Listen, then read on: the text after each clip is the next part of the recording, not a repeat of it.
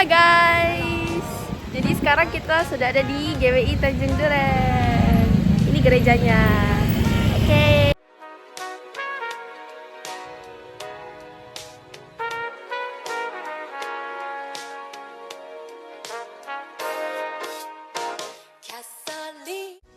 Halo Kak. Di sini siapa namanya?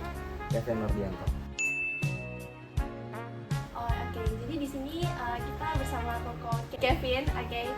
Jadi aku udah bisa mulai ya, Kak? Boleh. Oke. Jadi untuk pertanyaan pertama,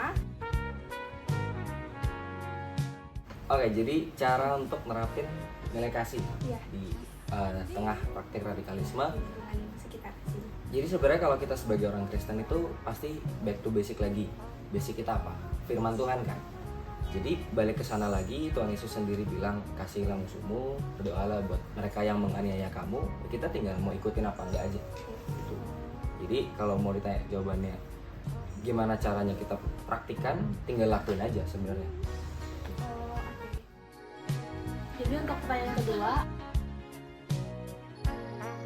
Oke, mungkin kalau ditanya contoh konkret aku kurang tahu spesifik, tapi yang biasa kita lihat aja di berita atau misalnya di media sosial biasa ada pembubaran gereja, ibadah, ada pembakaran malah atau apapun itu. Ya cara kita untuk menanggapi itu sih gak dengan membalas balik ya gitu, karena kita tahu juga yang ngelakuin itu kan pasti oknum-oknum segala macam yang nggak usah dibales gitu. Kita sebagai anak Tuhan, sebagai orang Kristen, justru kalau kita diperhadapkan dengan masalah-masalah seperti itu, justru harusnya kita tunjukin kasih. Di situ saatnya kita tunjukin kasih. Di saat titik tersulit, justru di situ kita bisa tunjukin kasih. Kalau di titik yang kita semua senang, mungkin semua orang bisa tunjukin kasih. Tapi justru waktu di titik susah, kita bisa tunjukin kasih. Nah ini yang bikin kita jadi terang dan garam. Tuh.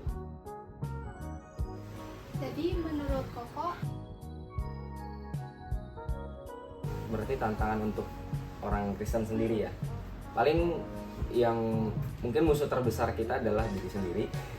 Jadi waktu mungkin dipancing sama pihak-pihak lain atau apapun itu, ya kitanya juga harus meredam ego. Itu tantangan buat diri sendiri tuh. Gitu. Buat kita orang Kristen juga harus berani, mungkin bahasa Alkitabnya pikul salib. Tuh. Jadi gimana kita bisa tahan emosi kita, ego kita, itu tantangan. Pasti susah. Tapi ya kalau kita mau balik lagi ke pertanyaan nomor 1 tadi, kita mau ikutin teladannya Tuhan Yesus, bahkan kan Tuhan Yesus diudahi, disalib segala macam, tapi apa yang dia lakuin? Dia bilang, Bapak ampuni mereka yang menganiaya, karena mereka nggak ngerti nih apa yang mereka lakukan. Kita bisa coba teladan ini. sebelumnya aku mau nanya nih. Ya, kalau tadi berarti ini nyambung ke nomor 3 kan, soal tantangan tadi. Kalau tadi kan aku mention tantangannya mungkin diri sendiri, ego, pride gitu ya. Gimana kita mau ngebales, caranya adalah mungkin ya sama kalau misalnya kita mau latihan olahraga biar bisa jago gimana ya, diulangin terus menerus.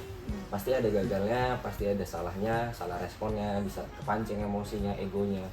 Mungkin kalau kita di anak muda di sosial media bisa bales-balesan atau apa gitu. Coba belajar buat latihan, nggak usah deh, doain aja deh. Makian kita nggak usah balas pakai makian, tapi yaudah deh doain aja deh.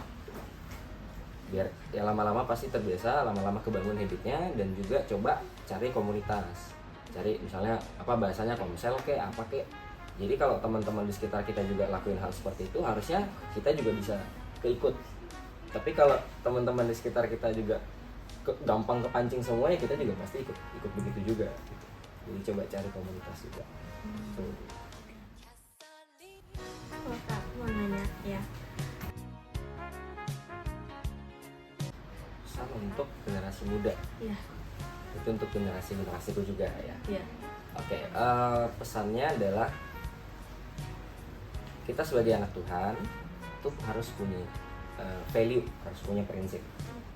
Kalau kita sama aja dengan orang-orang dunia di luar sana, ya apa yang bedain kita? Itu sama aja kayak terang dan garam. Kita bilang kalau garam nggak asin lagi, ya buat apa? Gitu. Jadi kalau kita nggak asin lagi, kita buat apa? Justru kita harus ada di sana, harus ada di sini, di mana Tuhan tempatkan kita, di kuliahmu, di kampus, di kerjaan, nanti harus jadi terang dan garam. Gak gampang emosian, gak gampang ya bodo amat orang lain ngomong apa, bodo amat yang lain ngelakukan apa, ngehina apa. Kita bisa pancarin kasih itu justru. Dan waktu kita pancarin kasih, mungkin beberapa orang nggak langsung tunjukin, tapi mungkin mikir dalam hati, kok bisa ya dia kayak gitu. Dan lama-lama penasaran, oh ternyata Tuhan Yesus kuncinya gitu. Halo Elvina, gimana kesannya setelah melakukan wawancara? Dapat banyak insight-insight yang baru, terus pokoknya sangat menambah wawasan. 2, 3, 1, 2, 3, 1. Halo guys, jadi sekarang kita udah selesai wawancara. Yeay. Oke, terima kasih telah menonton. Sampai jumpa.